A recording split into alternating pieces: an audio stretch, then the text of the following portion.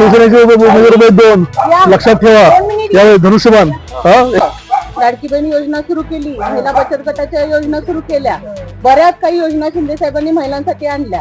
त्याचप्रमाणे कराडसाठी आतापर्यंत 550 कोटीचा निधी आणलाय. अजून आपल्याला जर आपल्या प्रभागामध्ये चांगला बदल करून आणायचा असेल ना, तर आपल्याला शिंदे साहेबांचे शिलेदार निवडून आणणं खूप गरजेचं आहे. जय महाराष्ट्र.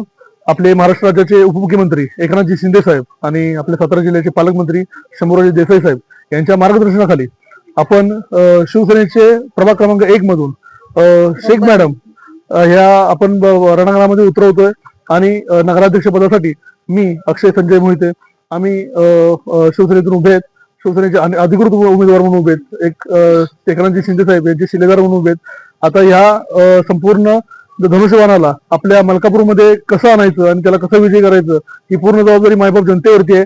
आम्ही सर्वांना आवाहन करतो की धनुष्यबाणाच्या पुढचं बटन दाबून त्यांनी भरघोस मतांनी आम्हाला साथ द्यावी.